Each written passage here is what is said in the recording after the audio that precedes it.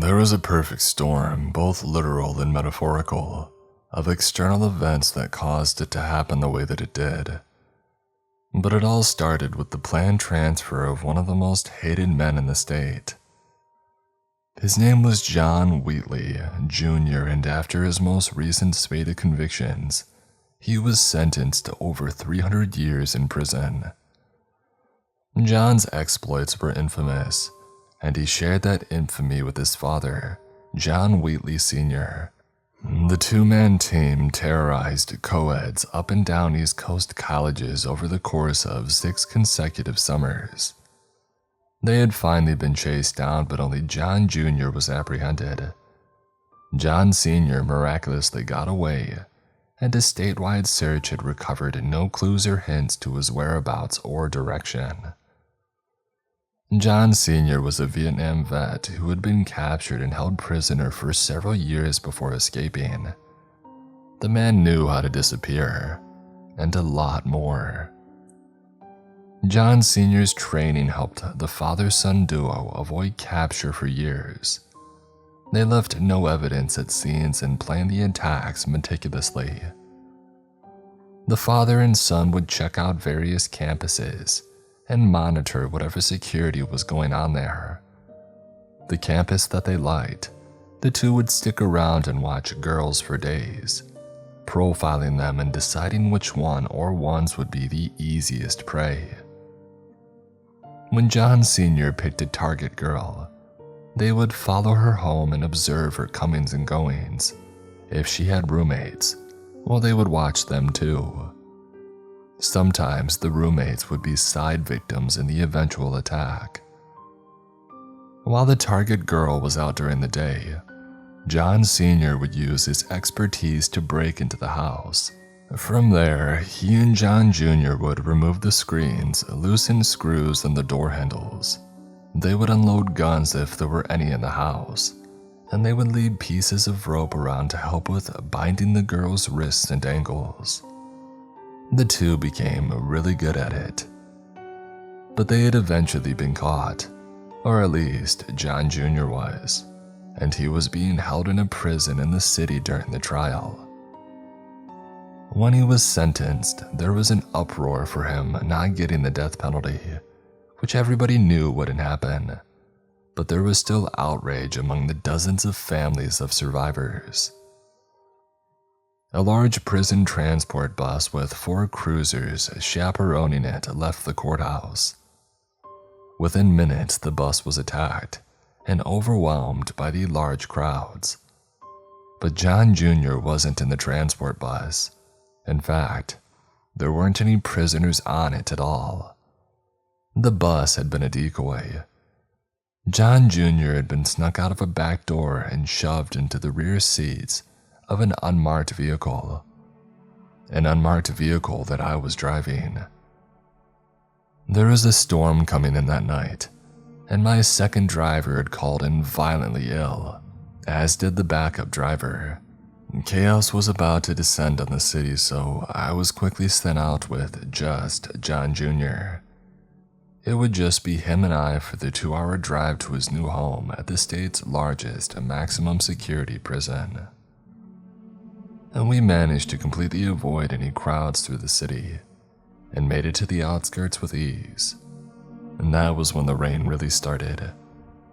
I was driving 30 on the interstate and saw more transport trailers flipped on the side of the road than I have in my whole life.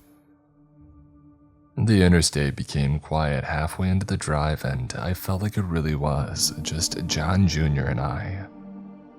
He must have felt the same way because that was when he started talking.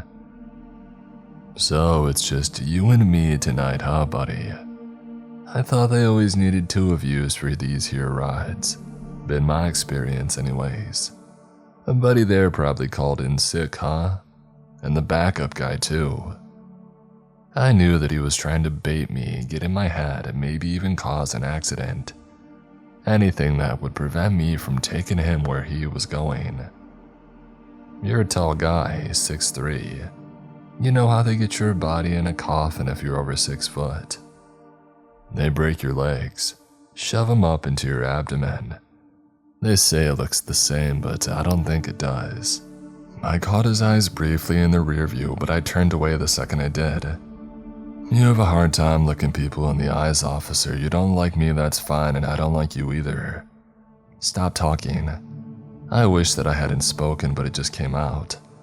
Oh, I ramble when I'm excited, he said.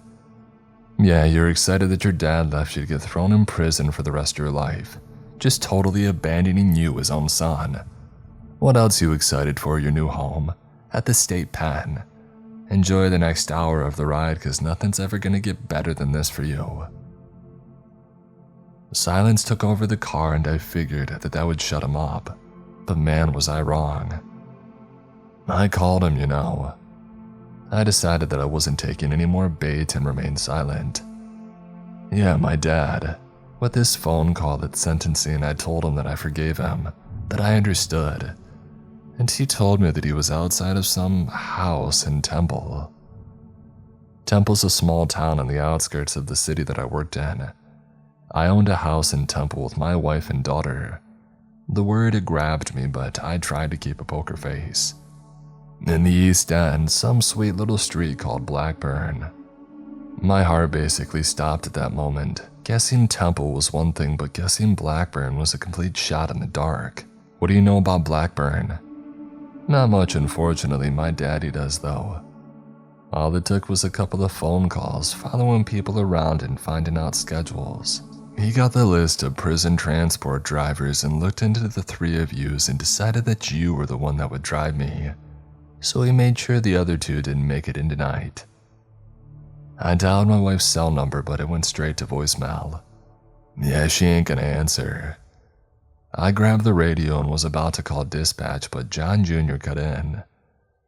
You ever want to see that family of yours again, you are going in the wrong direction if you make a call on that. Put the radio down or your wife and daughter disappear forever. I put the radio down. Yeah, that's right. You know you're gonna keep driving or Dad's gonna do some awful things to Jess and little Tina. Keep driving. I slammed the brakes and got out of the car. I opened the back door and pressed my gun to John Jr.'s forehead. I yelled for him to call it off, to call his father off, or that I would blow his brains out. So my options are get my brains blown out or go to prison for 300 years. Pull the trigger. I didn't know what to do. How do I know if I let you go that he'll let them go? Well, you don't, but if you don't let me go, he definitely won't. Now get back in the car. It took everything in me to not blow him away right there, but I closed the back door, got back in the front seat, and resumed the route that I was on. After a few minutes of silence, John Jr. finally broke it.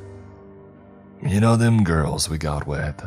Sometimes we would call them after weeks later and we would take one of their yearbooks from high school when we were there.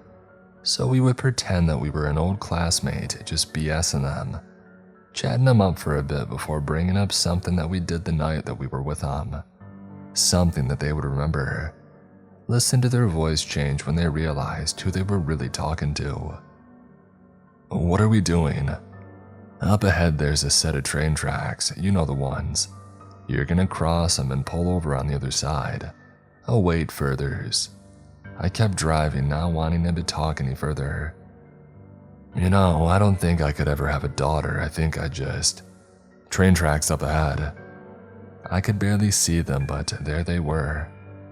Cross them and pull to the right. I crossed the tracks and pulled to the right, which was populated by a forest full of shadows. Turn it off. I turned off the ignition, and a second later, a set of brake lights blinked on and off in the forest. Open my door. I got out and opened his door. John Jr. got out and faced me. He smiled with a mouthful of rotten meth teeth and lifted his handcuffed hands to be released. I uncuffed him, hating every second of it. Good night, officer. John Jr. turned away and started towards the getaway car. I yelled out to him to stop, to wait.